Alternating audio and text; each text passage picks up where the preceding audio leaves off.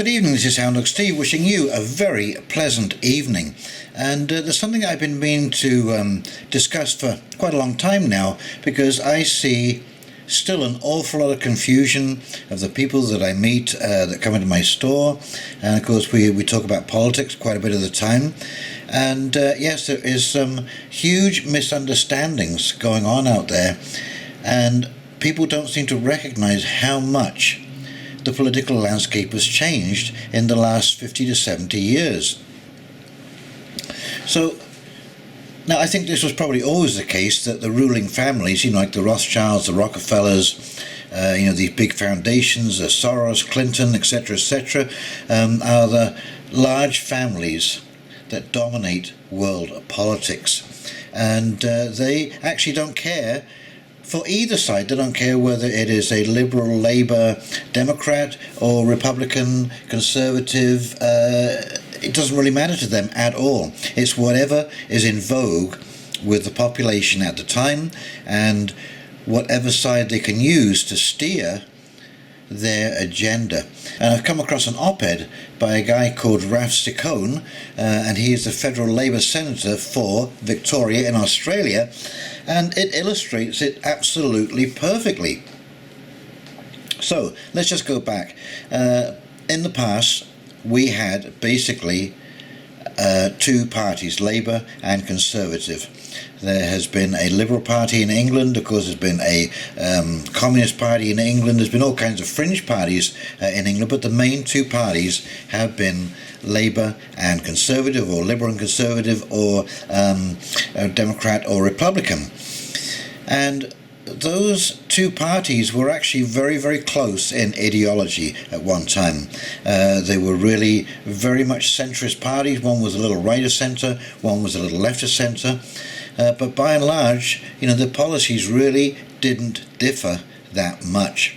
But the big issue, and the reason why I was a Labour supporter or a Liberal supporter, was because that the Republicans or the Conservatives were a group of old, stuffy, rich, closed-minded, backward-thinking, prejudiced nitwits.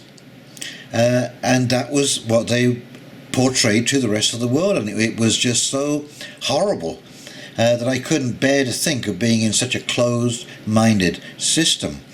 And over the years now, you see, Labour, I should say that Labour was, of course, the open-minded. They were for change, they were progressive, they were for equality, all of the things that you would think would really benefit society. But over the years, as time has passed, conservatism has lost its charm, and the ruling families have now moved over to the left. Now, what I should say also that has taken place here with our political parties is that those centrist parties have been invaded by the far right and the far left. And so you have people like Antifa on the far left, and you've got the Proud Boys and white supremacists on the far right. And trust me, you and I, the regular folk of this world, you don't want either of these groups running your country, because when you look at them closely, both of those extremes actually behave very much in the same way.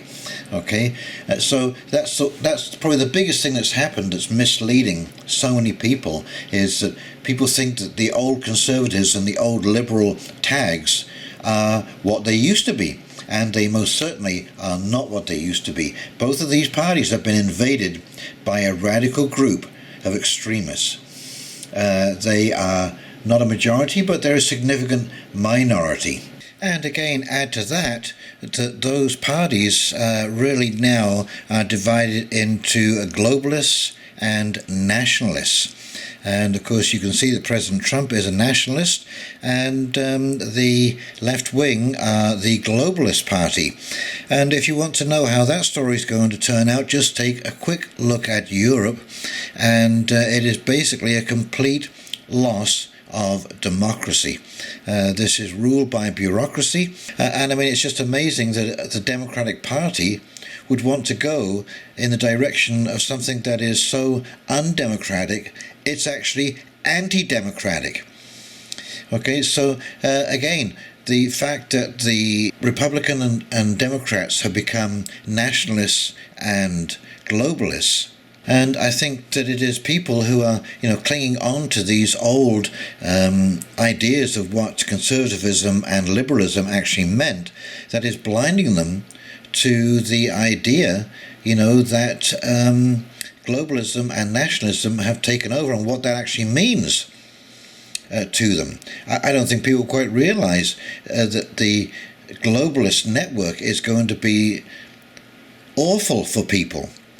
We're going to go into a kind of neo-feudalism where the bureaucrats and the elites will be on the top of the cake and everyone else will be part of the mixture underneath. And when they say that they want to have equality, that doesn't mean bringing me up to your standards.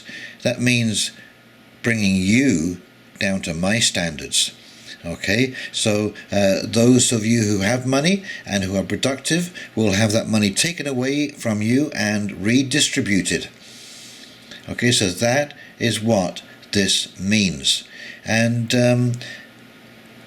until we recognize that these changes have taken place, people are mistakenly going to support these parties, not realizing what they are bringing onto themselves. And so please be careful what you wish for.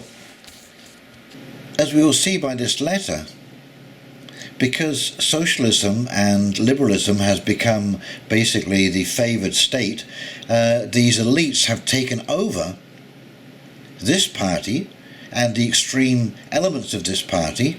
They're funding them, and you can see by the tone of this letter that this guy is embodying everything that I used to hate in Republicans, and yet he is a Labour or Liberal senator. Okay, the closed-mindedness, the inability to deal with change, and the threats. The threats of force if you do not comply.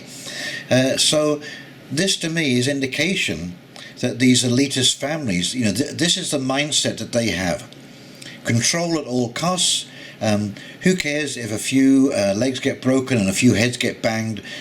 We want to be in charge, we want to be in complete control, and we don't want to change the status quo for us. And as I said, that attitude bled through in the conservatives of the past, and now because that is losing favour, it's bleeding through into the liberals or Democrats of the present. But it's the same mindset. Anyway, let's flip over to this article. First, let us take a look at a picture of this guy, and this is Rafi Chicone. I think I'm pronouncing that right. I'm not sure how you pronounce that. I hope I'm not brutalizing it too much. And big smile on his face. He looks a pretty progressive kind of guy, don't he? But listen to what he has to say. Oh, I should add here, now this is from a magazine or a publication called The Age, and I did check out The Age, and you will see that this is a left-leaning publication. It's sort of mid-left. It doesn't describe itself as far left or centrist, but somewhere between the two. And as you can see by this chart, that's how they depict The Age. So this is a liberal publication and a Liberal or Labour senator. New CV restrictions will be needed for those who oppose inoculation.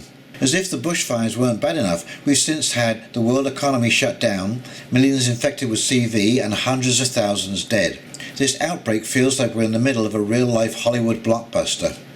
Like all good movies, this one will leave us fundamentally changed well after it's ended. Our world will look and feel very different once the show is over, but not for the better. Thankfully, the possibility of an inoculation for this virus is looking more plausible. Unfortunately, like a diabolical plot twist, the day the inoculation arrives, so too will the inevitable chorus of those who object to being inoculated. But unlike hapless movie heroes, we can be prepared for this. To those who oppose inoculation, I have one message. Our tolerance for your willful ignorance is over. We cannot afford morally or economically to give any ground to those who choose not to be inoculated against CV. Let me be clear. I'm not advocating that we inoculate people against their will. That would be wrong. You see that this is so hypocritical, because he knows that although you're not forcing people to be inoculated against their will, the actions that you are considering will force people to get inoculated against their will. And our tolerance for your willful ignorance is over. We cannot afford morally or economically to give any ground to those who choose not to be inoculated. We must ensure that the safety of our community is the number one priority. That means that participation in everyday life cannot put others at risk. If you do not want to be inoculated against CV, you ought to bear the consequences of that decision. As a community, we should consider to what extent we allow organisations to prevent those who object to being inoculated against CV to enter their premises, participate in their activities, and in some circumstances seek their employment. Governments have gone some way to doing this by implementing policies such as withholding family tax benefits and preventing children from being accepted into childcare unless inoculations are proven. Further restrictions would be a natural extension of these policies. Restaurants could be allowed the right to refuse entry to those who are not inoculated. Businesses, especially those involved in the care or service of vulnerable communities, might be allowed the right to refuse employment to those without an inoculation. Organisers of mass gatherings could deny the sale of tickets on this basis. No doubt there would be logistical issues to overcome. However, the health and safety of our population should be any government's primary concern, and the infrastructure to implement these changes exists.